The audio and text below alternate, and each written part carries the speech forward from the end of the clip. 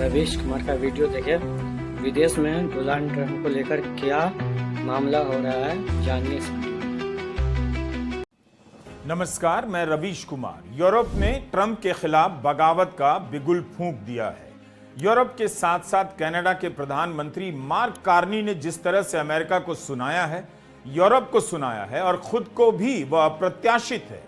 Davos में world economic forum के कार्यक्रम में उनका भाषण इतिहास के शानदार भाषणों में गिना जा रहा है। ट्रंप की ताकत के सामने उनकी यह लाइन मशहूर होने लग गई कि जिसके पास कम शक्ति है उसकी शक्ति ईमानदारी है। इस लाइन के जरिए प्रधानमंत्री कार्नी ने उस मिथक को तोड़ दिया कि ट्रंप जो कर रहे हैं उस पर चुप ही रहना है। यह बड़े लोगों की लड़ाई है, हमें अलग किनारे बैठना है। भाग्यवादी, पलायनवादी हो चुकी भारत की विदेश नीति और ट्रंप के दुस्साहसों पर चुप रहने की बात करने वाले भारतीय जानकारों के लिए इस एक पंक्ति में काफी कुछ हो सकता है। गंवाने का खतरा कनाडा के पास भी है, मगर उसके प्रधानमंत्री कह रहे हैं जिसके पास कम शक्ति है उसकी शक्ति ईमानदारी है। Puissance des moins puissants commence par l'honnêteté. इसीलिए फ्रेंच भाषा में दिए गए कार्नी के भाषण को शानदार और ऐतिहासिक बताया जा रहा है। उम्मीद है आपको हमारा वीडियो मिल रहा है और आप देखने के साथ साथ शेयर भी कर रहे हैं, करते भी रहिए। कमेंट जरूर कीजिए, मैं कई कमेंट के जवाब देता हूं। डावोस में जैसे ही कनाडा के प्रधानमंत्री का भाषण समाप्त हुआ, लोग खड़े होकर तालियां बजाने लगे और उनका भाषण दुनिया भर में छा गया है। कनाडा के प्रधानमंत्री मार्क कार्नी ने कहा कि यह ट्रांजिशन का समय नहीं है, मतलब संक्रमण का समय नहीं है। इसे इस तरह से भी समझिए कि दुनिया एक कमरे से निकलकर दूसरे कमरे में नहीं जा रही, कोई नई व्यवस्था नहीं बन रही, बल्कि यह रप्चर का समय है, यानी पूरा का पूरा मकान दरक गया है। व्यवस्थाओं की समाप्ति का समय है। कार्नी ने अपने भाषण में सुपर पावर से लेकर मिडिल पावर सबको सबका इतिहास बताया और सबकी चुनौतियां गिनवा दी। मार्क कार्नी ने उस झूठ का उदाहरण दिया जिसके आगे सब अपने अपने फायदे के लिए चुप रहे, लेकिन अब वह झूठ सबके गले की फांस बनता जा रहा है।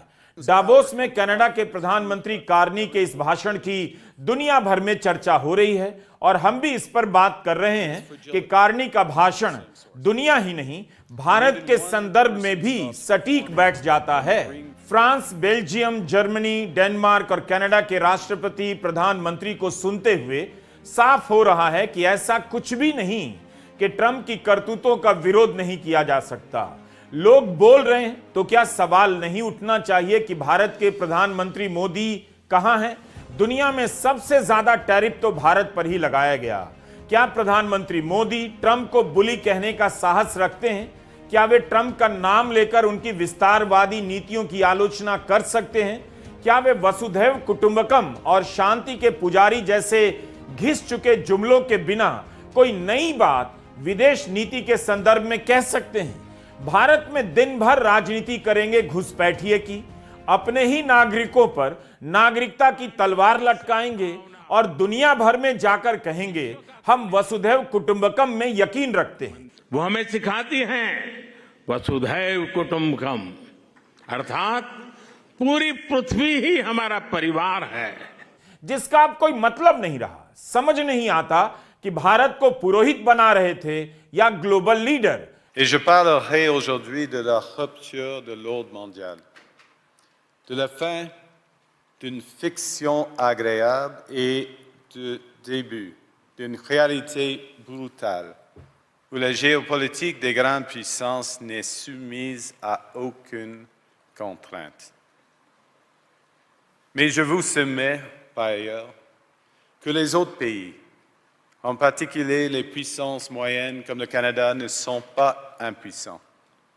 Ils possèdent la capacité de construire une nouvelle ordre qui intègre nos valeurs, comme le respect des droits humains, le développement durable, la solidarité, la souveraineté et l'intégrité territoriale des États. Canada के प्रधानमंत्री mark Carney कह रहे हैं कि उसके जैसा middle power वाला देश असहाय नहीं है, बल्कि वह नई व्यवस्था बनाने की कोशिश भी कर सकता है।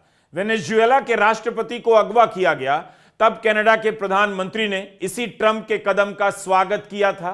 काश यूरोप के देश ग्रीनलैंड से पहले वेनेजुएला को लेकर इसी तरह जाग जाते तो ग्रीनलैंड को लेकर ट्रंप का हौसला इतना ना बढ़ता। कार्नी के भाषण को ऐतिहासिक इसलिए कहा जा रहा है कि उन्होंने वो सच कह दिया जो दिखाई सबको दे रहा था, मगर कहना कोई नहीं चाहता था।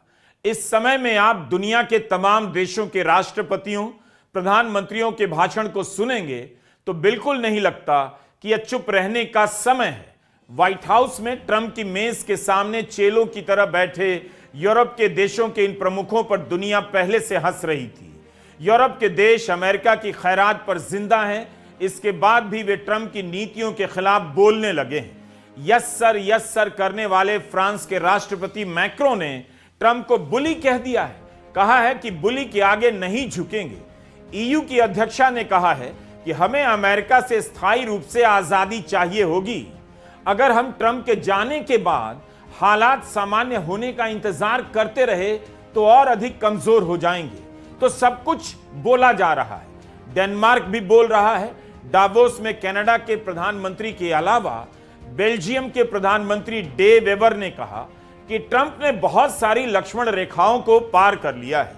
अब हालत यहां तक आ गई है कि आपको आत्मसम्मान को लेकर फैसला करना है कि आप उनके पीछे पीछे चलना चाहते हैं या गुलाम बन जाना चाहते हैं। अगर आप आज झुक गए तो आत्मसम्मान गंवा देंगे। किसी भी लोकतंत्र में सबसे बहुमूल्य आत्मसम्मान ही होता है। यूरोप ट्रंप का दयनीय गुलाम नहीं हो सकता है। We were a little bit naive, and it's time to wake up. We need our own technological platforms to build the prosperity of tomorrow. If not, Trump can do with us, he can play with us.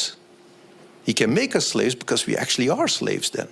And we'll have to take for granted whatever he does. Greenland को लेकर Trump की जिद ने Europe को जगा दिया है।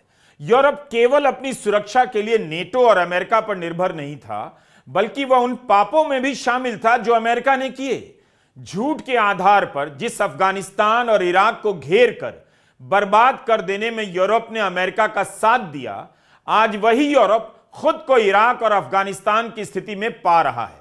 सद्दाम के पास रासायनिक हथियार हैं, यह झूठ था और जानते सब थे, लेकिन ब्रिटेन से लेकर तमाम देशों के प्रधानमंत्रियों ने अमेरिका के इस झूठ में साथ दिया और लाखों लोग बमबारी में मार दिए गए। भरा पूरा देश कब्रिस्तान में बदल दिया गया। कार्नी ने वो बात कह दी जो बात ग्लोबल लीडर के बीच कहने की कोई हिम्मत नहीं कर पा रहा था। लेकिन यह बात लेखक, इतिहासकार, पत्रकार और जानकार सब कह रहे हैं कि इस यूएन को, संयुक्त राष्ट्र को खोखला किसने किया। कार्नी ने कहा कि नियमों पर चलने की जो अंतर्राष्ट्रीय व्यवस्था बनाई गई थी वो आंशिक रूप से झूठी थी। जो ताकतवर है उन्होंने इन नियमों का फायदा अपने हिसाब से उठा लिया। अंतर्राष्ट्रीय कानून पीड़ित की पहचान देखकर लागू किया जाता रहा। We knew the story of the international rules-based order was partially false. That the strongest would exempt themselves when convenient. That trade rules were enforced asymmetrically. And we knew that international law applied with varying rigor depending on the identity of the accused or the victim. पत्रकार Glenn ग्रीनवॉल्ड ने भी Carney के इस हिस्से को best माना है। कहा है कि उन्होंने इसे छिपाने की कोशिश नहीं की, यह सच बता दिया कि नियमों के आधार पर जो व्यवस्था बनी है वो ट्रंप के आने के बाद तबाह नहीं हुई, पहले भी नहीं थी, पहले से ही तबाह हो चुकी थी, फ्रॉड हो चुकी थी। यूरोपियन यूनियन, ब्रिटेन, कनाडा सभी देश इस झूठ पर पर्दा डालते रहे क्योंकि इससे उन्हें भी लाभ मिल रहा था। गजा के समय दुनिया ने देखा, आप सब ने देखा, कोई देश अमेरिका और इस्राइल को नहीं रोक पाया, गजा की सुरक्षा में अपनी सेना नहीं भेज पाया। यूरोप के देशों में इस्राइल के खिलाफ प्रदर्शन होने लगे तो उन पर डंडे बरसाए गए, प्रदर्शनों पर रोक लगाने की कोशिश की गई। यूरोप ने ऐसा कुछ भी नहीं किया जिससे लगे कि वह इंटरनेशनल सिस्टम को, रूल बेस्ड इंटरनेशनल सिस्टम को बनाए रखना चाहता है। आज ग्रीनलैंड और क्रीमिया के बहाने यूरोप खतरे में घिरा हुआ है तो उसे वह सच दिखने लगा है जिसे कभी स्वीकार नहीं करता था। कार्नी ने माना कि अमेरिका के वर्चस्व से लाभ तो हुआ, एक स्थायी वित्तीय व्यवस्था बनी रही, समुद्री रास्तों से कारोबार चलता रहा, सामूहिक सुरक्षा भी आई और विवादों का निपटारा भी हुआ, लेकिन हमने कभी उन कमियों को उजागर नहीं किया जो आज खतरा बनकर हमारे सामने खड़ी हो गई हैं। This fiction was useful. An American hegemony in particular helped provide public goods, open sea lanes, a stable financial system, collective security, and support for frameworks for resolving disputes. So we placed the sign in the window. We participated in the rituals. And we largely avoided calling out the gaps between rhetoric and reality. This bargain no longer works. Let me be direct. We are in the midst of a rupture, not a transition. Carney की इन बातों को हिंदी में आप ऐसे भी कह सकते हैं, जब तक लूट में हमें हिस्सा मिल रहा था, लूट में हम भी शामिल रहे। अब हमारे लूटे जाने की बारी आ गई तो हम विरोध कर रहे हैं। यूरोप को भी भ्रम हो गया था कि अमेरिका के साथ साथ वह भी सुपर पावर है, लेकिन आज उसकी हालत गजा, अफगानिस्तान, इराक के लाचार लोगों की तरह हो गई है। यह सब तमाशा यूरोप ने किया, यूरोप ने देखा, अब यूरोप दुनिया के सामने तमाशा बन रहा है। कार्नी ने कहा कि हमें हर दिन याद रखना पड़ता है कि हम सुपर पावर की आपसी प्रतिस्पर्धा के दौर में रह रहे हैं। जिसके पास ताकत है वो कुछ भी करेगा, जो कमजोर है उसे सब सहना होगा, जो कमजोर है उसे सब सहना होगा। कार्नी ने यह नहीं कहा कि हम कमजोर हैं, हम मिडिल पावर हैं तो सब सहते जाएंगे, बल्कि अगर व्यवस्था समाप्त हो चुकी है तो नई बनाने की कोशिश करेंगे। यह बात भारत को कहनी चाहिए थी। भारत को आगे आकर कहना था कि दुनिया में अभी भी इतनी शक्तियां हैं जो मिलकर नई व्यवस्था बना सकती हैं, मगर भारत चूक गया। कार्नी ने सिर्फ अपने देश या अमेरिका के बारे में बात नहीं की, उन्होंने उन सभी देशों को संदेश दिया है जो दुनिया की ताकतों में मिडिल पावर के रूप में देखी जाती हैं। यूरोप के देश, कनाडा, भारत इसमें आते हैं। सभी को चेताया कि अगर मेज पर आकर नजर से नजर मिलाकर बात नहीं करेंगे तो आपका नाम मेन्यू की सूची में दर्ज हो जाएगा। Middle powers must act together because if we're not at the table, we're on the menu. यह चेतावनी है सभी देशों को जो इस समय सर झुकाकर अपना अपना देखने की राह पर चलना चाहते हैं, जिनमें से प्रधानमंत्री मोदी की विदेश नीति भी नजर आती है। कार्नी ने सभी से कहा, सबको तय करना है, मेज पर बैठना है या मेन्यू में शामिल होना है। यानी आपको अपने लिए खुद खड़े होना ही होगा, नहीं तो दुनिया की बाकी ताकतें आपके देश और आपकी जमीन पर घात लगाए बैठी हैं। कार्नी ने ईसा पूर्व 5वीं सदी के ग्रीक इतिहासकार थ्यूसिडिडीज का उदाहरण दिया, जिसने राजनीति और शक्ति की वास्तविकता को तभी समझ लिया जब एथेंस और स्पार्टा के बीच युद्ध जारी था। थ्यूसिडिडीज का ही कथन है कि मजबूत कुछ भी कर सकता है और कमजोर को सब सहना ही होगा। कनाडा के प्रधानमंत्री कार्नी ने कहा, हम तभी से इस कहावत को अनिवार्य, अवश्यंभावी मानकर चले आ रहे हैं। स्वीकार कर लिया है कि जिसके पास ताकत है वही तय करेगा, डिक्टेट करेगा। लेकिन इस कहावत को मान लेने से सुरक्षा आने वाली नहीं है। कार्नी अंतरराष्ट्रीय राजनीति में ताकतों की चालों के बारे में बता रहे थे। उन्होंने संप्रभुता, सोवरेनिटी और संप्रभुता के नाटक को भी समझा दिया। कहा कि बड़ी ताकतें अकेले चल सकती हैं, उनके पास बड़े बाजार हैं, बड़ी सेनाएं हैं, अपनी शर्तें मनवा सकते हैं, लेकिन मिडिल पावर देशों के पास ऐसी ताकत नहीं है। जब हम एक बड़ी ताकत के साथ बातचीत करते हैं तो कमजोर जमीन पर खड़े होते हैं। हमें जो पेश किया जाता है हम वही स्वीकार कर लेते हैं। हम एक दूसरे से प्रतिस्पर्धा करते हैं कि कौन सबसे ज्यादा सुपर पावर की बात मानेगा। लेकिन यह संप्रभुता नहीं है, यह संप्रभुता का नाटक भर है, उसका प्रदर्शन भर है, परफॉर्मेंस है। एक बड़ी ताकत के सामने दबते हुए भी संप्रभुता का नाटक किया जा रहा है। यह सामान्य बात नहीं। This is not sovereignty. It's the performance of sovereignty while accepting subordination. Trump और पुतिन, नेतन्याहू जो कर रहे हैं वो अन्य देशों की संप्रभुताओं को रौंद रहे हैं, कोई भी देश इनके इस अभियान में शामिल होकर या मौन समर्थन देकर संप्रभु होने का दावा नहीं कर सकता। वह संप्रभुता का नाटक कर रहा है। ब्रिटेन, डेनमार्क, फ्रांस, सबका ही इतिहास किसी भी देश की संप्रभुता को कुचलकर, गुलाम बनाकर उपनिवेश बनाने का रहा है। संप्रभुता की परिभाषा और समझ भी इन्हीं यूरोप के देशों से निकली और परिपक्व हुई।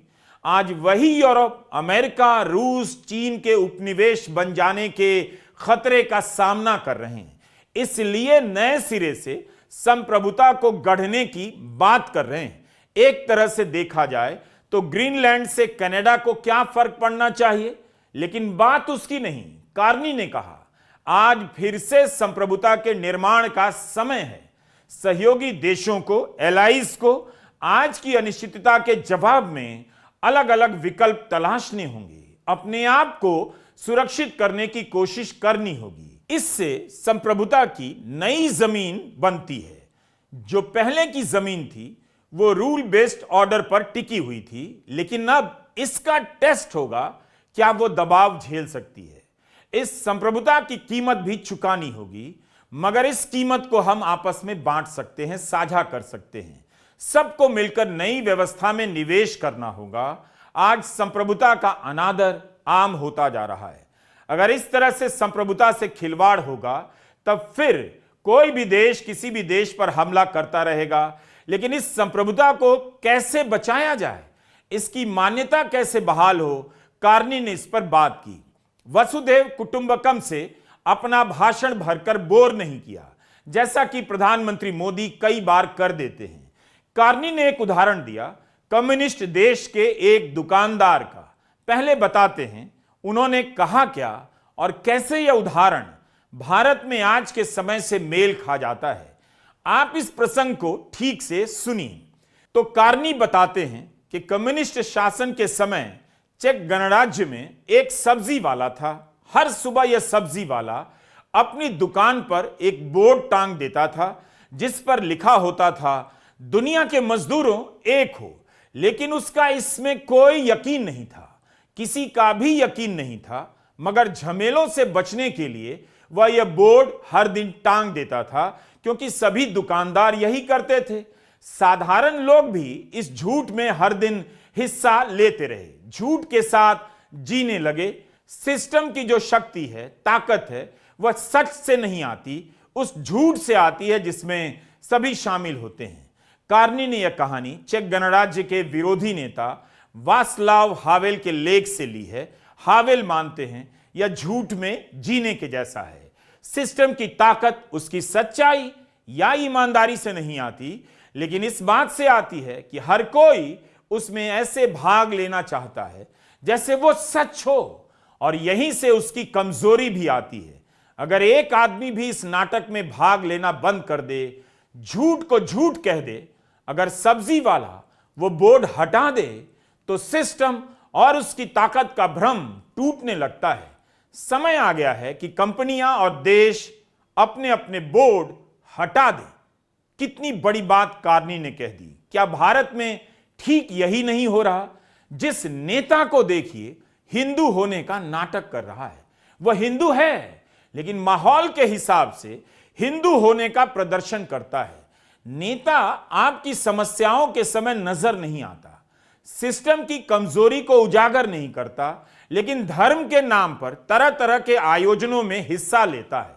हर दूसरा नेता मंदिर जाता हुआ दिखेगा और किसी कथावाचक के चरणों में पड़ा हुआ। धर्म की आड़ में सारे गुनाह छिपाए जा रहे हैं और आप जनता धर्म के चश्मों से गुनाहों को पुण्य समझने लगे हैं, नियति मानने लगे हैं, परमात्मा का अवतार समझने लगे हैं।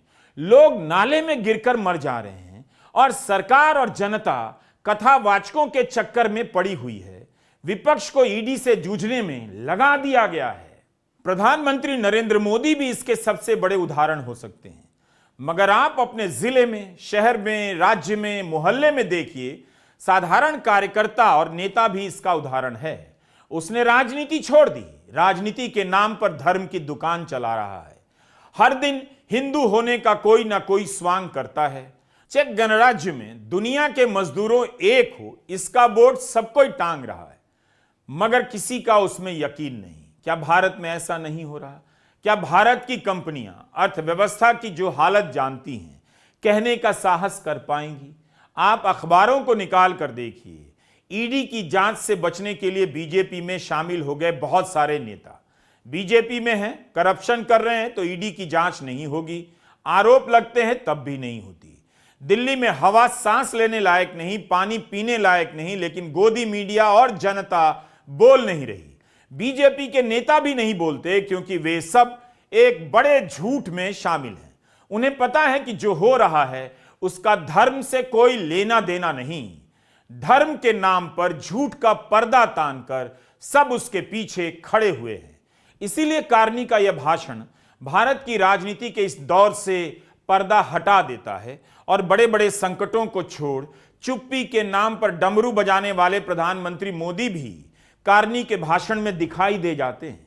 कमाल की बात कहते हैं कार्नी, और इस बात को आप उन लोगों की बात से मिलाइए जो कहते हैं कि भारत को अपना अपना देखना चाहिए, ट्रंप से रिश्ता बेहतर करना चाहिए। ट्रंप कुछ भी कहें, भारत का अपमान करें, भारतीयों का अपमान करें, चुप रहना चाहिए। कार्नी कहते हैं आप झूठ के बीच नहीं जी सकते। अमेरिका के साथ जुड़ने से, इंटीग्रेट होने से दोनों का फायदा तो होगा, लेकिन यह झूठ है क्योंकि यह जुड़ना आपकी अधीनता का कारण बनता जा रहा है। You cannot live within the lie of mutual benefit through integration when integration becomes the source of your subordination. क्या यह बात भारत पर भी लागू हो सकती है? यूरोप के साथ साथ कार्नी साफ साफ कह रहे हैं, अमेरिका के साथ चलने की राजनीति आज उन सभी की संप्रभुता के लिए खतरा बनती जा रही है। प्रधानमंत्री के पद पर रहते हुए कार्नी ने इन बातों को बोलकर अपने आप को इतिहास के पहले पन्ने पर दर्ज कर लिया है। एक तरह से उन्होंने स्वीकार कर लिया कि अब यह दुनिया बदल गई, कुछ नया सोचना और करना होगा। क्या भारत भी ऐसा मानता है? मानता है तो भारत के प्रधानमंत्री मोदी बोलते क्यों नहीं? एक पत्रकार को कनाडा के प्रधानमंत्री कार्नी ने बताया, उन्होंने अपना भाषण खुद लिखा है। Canadians know that our old comfortable assumptions that our geography and alliance memberships automatically conferred prosperity and security, that assumption is no longer valid. And our new approach rests on what Alexander Stubb, the President of Finland, has termed value-based realism. Or to put another way, we aim to be both principled and pragmatic. So we're engaging broadly, strategically, with open eyes. We actively take on the world as it is, not wait around for a world we wish to be. Carney ने साफ साफ कहा कि संयुक्त राष्ट्र, UN, जलवायु संकट के लिए बनी conference of parties COP, WTO, तमाम ऐसी बहुदेशीय संस्थाएं काफी हद तक ध्वस्त हो चुकी हैं। कार्नी अब इनके विकल्प की बात करते हैं। एक प्रस्ताव भी लेकर आए कि मिडिल पावर देशों को एक दूसरे से अलग संबंध बनाने होंगे। हम जितनी ज्यादा दीवारें बनाएंगे उतने ही कमजोर होंगे, इसलिए सभी को मिलकर सुरक्षा कवच बनाने होंगे और ज्यादा दीवारें बनाने से फायदा नहीं होगा, दीवारें टिक नहीं पाती। तो इस तरह आप कनाडा के प्रधानमंत्री के भाषण से जान पाते हैं कि एक देश का प्रधानमंत्री आज के समय को किस तरह से देख रहा है। ट्रंप के आने के बाद कनाडा से भी तनातनी रही और कनाडा ने ट्रंप के हर टैरिफ का जवाब दिया, जबकि अमेरिका और कनाडा पड़ोसी देश हैं। अमेरिका के लोग कनाडा में रहते हैं, कनाडा के अमेरिका में। इसके बाद भी एक देश के तौर पर कनाडा के प्रांतों के गवर्नरों ने भी अमेरिका को जवाब दिया। उन्होंने बार बार कनाडा को मिडिल पावर कहा। सुपर पावर तो 3 ही माने जाते हैं, अमेरिका, रूस और चीन, लेकिन उसके बाद की शक्तियां मिडिल पावर कही जाएंगी। कार्नी ने कहा, कनाडा जैसे मिडिल पावर के लिए यह सवाल नहीं कि इस नई सच्चाई के अनुसार अपने आप को बदलें या नहीं, बदलना ही होगा। सवाल यह है कि क्या हम अपने आप को सिर्फ दीवारें बनाकर बदलना चाहते हैं या फिर हम कुछ और महत्वाकांक्षी कदम उठा सकते हैं। इसे कहते हैं चैलेंज को परिभाषित करना, चुनौती को समझना। वीडियो अच्छा लगा हो तो लाइक और सब्सक्राइब करिए।